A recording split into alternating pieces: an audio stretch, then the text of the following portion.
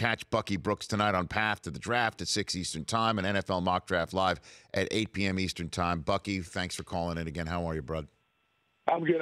Thanks so much. You got it. So we've got mock drafts now that are close to as reality as possible, one would think, a week out from the draft. Yours is well researched and well discussed amongst all of your colleagues in the talent evaluation business. You have Josh Allen going number 1 overall. Why do you think the Browns would take Allen over Darnold at number 1? I think if you check the history of John Dorsey, I think it would make sense. John Dorsey was at Green Bay when I was there when Brett Favre was a 3-time MVP. He saw that a gunslinger with exceptional talent and athleticism can do magical things. You take that and you then follow his career as the leader of the Kansas City Chiefs. He went with Eric Fisher over Luke Joeckel, a guy who's a better athlete, so he opted to take the projection over the production. He then, a year ago, elected to go with Pat Mahomes over Deshaun Watson. And when you look at Deshaun Watson, he was maybe the more polished player, but Pat Mahomes was so tantalizing with his arm talent, his gunslinging capabilities, and his ability to make things happen off the cuff that you very well could see John Dorsey fall in love with Josh Allen, see what Josh Allen could be if he work out some of his issues, because he is athletic. He does have A-plus arm talent, and he's big and physical. He is all those things that typically entices John Dorsey. I could very well imagine him being a Cleveland Brown on draft night. So then that would present the Giants with a unique situation that they have Darnold drop into their laps and then have an option for Saquon Barkley, have an option, obviously, for Quentin Nelson if they want to go offensive line, although that's a bit of a long shot now. And then there's Bradley Chubb, a pass rusher, or the fact that I imagine anybody who loves Darnold, like the Broncos who have taken a look at him and the Bills have taken a look at him and bringing up Dave Gettleman to say that that offer that we've been giving you for weeks, it now stands as real. Why do you in your mock draft choose Bradley Chubb as the Giants option, number 2 overall? Once again, it comes down to studying the general manager. You have to understand David Gettleman was reared on the knee of George Young, and George Young, longtime executive for the Giants, believes that when you're the Giants, you have to excel at getting big people. You need to overwhelm people with your size, your strength, and your toughness. And so they've always believed in New York that it's a big man's game, that the NFL is big boy football. And so those close to Dave Gettleman have told me that he loves the big guys. And so when you look at this board, the 2 big guys that would be intriguing, Quentin Nelson and Bradley Chubb. When you think about the immediate impact, obviously they're a team that could benefit from a pass rusher. You let JPP go down to Tampa Bay, so now you're looking for a guy that can be a dominant force off the edge. Bradley Chubb is that guy. And the last time that the Giants picked high up there, when they picked 2 overall, they got a guy named Lawrence Taylor. They always have a tendency to harken back to the past. Bradley Chubb could certainly fit the bill in being a dominant pass rusher. But I'll put an asterisk by that because there are going to be some people in the building that want to make sure that they elevate the play of the quarterback, Eli Manning. Dave Gettleman is a huge Eli Manning fan. He believes he's a standard for what a franchise quarterback should be. Even though he's declined a little bit, they believe they can put the right pieces around him to get him back up to snuff. Saquon Barkley is a special player, a guy that can do it as a runner, but also as a receiver. And the prospect of putting an offensive lineup that features Odell Beckham Jr., Sterling Shepard, Evan Ingram, and Saquon Barkley in the backfield is something that's going to be enticing, particularly to an offensive coach like Pat Shurmur. They could go that route because they want to get the quarterback to play at a high level, and it wouldn't surprise me. I'm saying Chubb, but I think Saquon Barkley is also a very, very real possibility. So let's just stay with your mock draft here. 4.0 for those scoring at home. Bucky Brooks' mock draft is 4th crack at it here, chatting with it on the Rich Eisen show. Then the Jets, I mean, this would be, I guess, their dream scenario that Darnold would drop in their lap at 3. But Barkley, I mean, Barkley said he grew up wanting to be a Jet. I'm wondering if there would be any enticement at all, despite all of the draft capital they used to move up to 3, that they'd go Barkley over Darnold in this position. Bucky. I mean, even though everyone will say this, that Saquon Barkley rates as the best player in the draft, there's a fascination with quarterbacks, and quarterbacks are overvalued, overhyped, and people are going to do whatever they can to get a quarterback.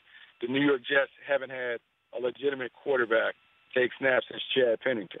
And so it's time for them to get a quarterback so they can build their team around the strengths of the quarterback. And so if you're sitting at 3 and Sam Darnold is there, I think despite your love and affinity for Saquon Barkley, you have to take Darnold.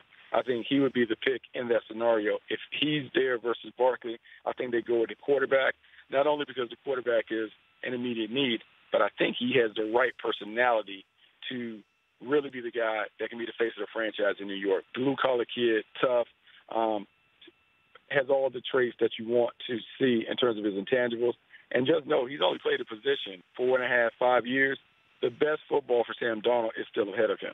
So, Darnold goes to the Jets, and then you've got Barkley going to the Browns at 4, which is, again, their dream scenario. They get their quarterback they want at 1, and then Barkley still sitting there at 4. You have Rosen over Mayfield by the Broncos at 5.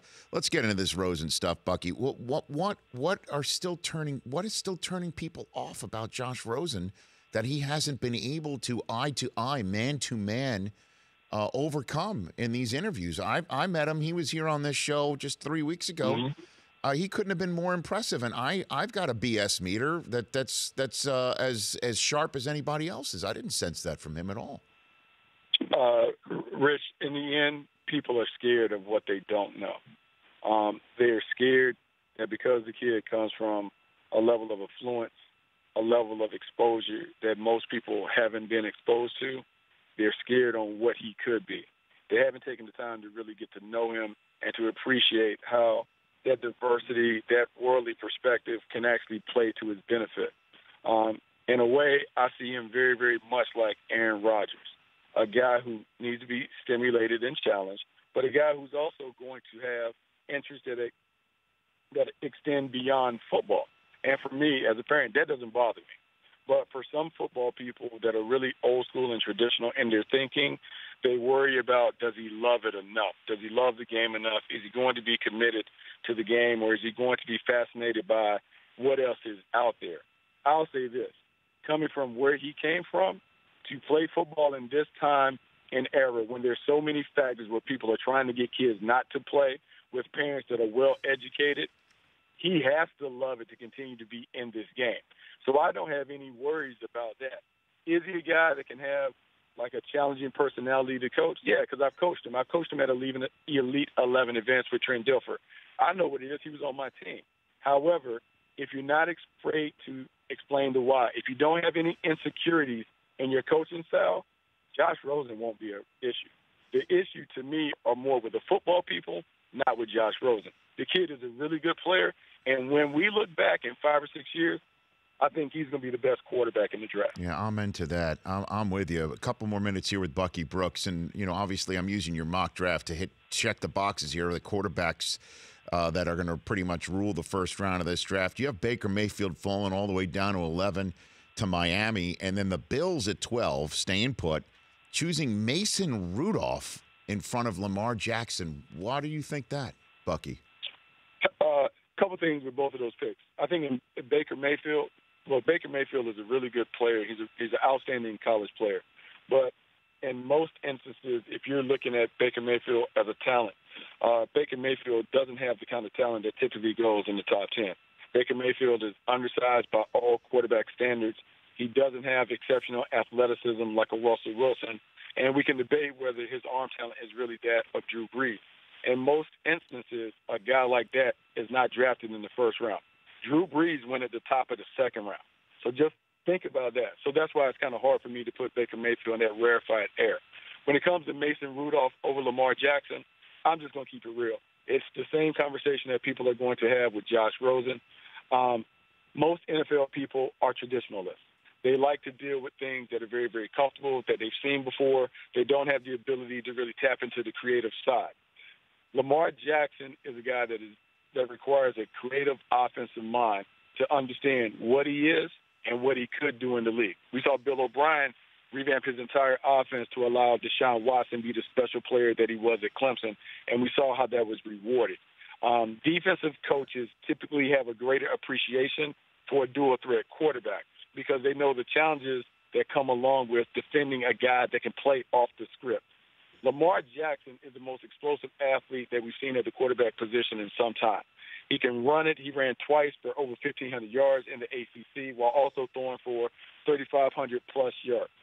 This is a tremendously talented player. However, because he doesn't fit the traditional box, a lot of people are going to bypass him and say that he can't get it done because he doesn't do it in a way that we've seen some traditionalists do it. I think whoever gets him is going to be very, very satisfied with him if they build that offense around. Yeah, I've seen stupid stuff like, "Hey, you don't trust him on 3rd and long." I mean, that's dumb and obviously not looking at the facts, stats, game film, and all that stuff with Lamar Jackson. And I think he's special written all over him too. And you have him landing in Baltimore. What would that mean for Flacco?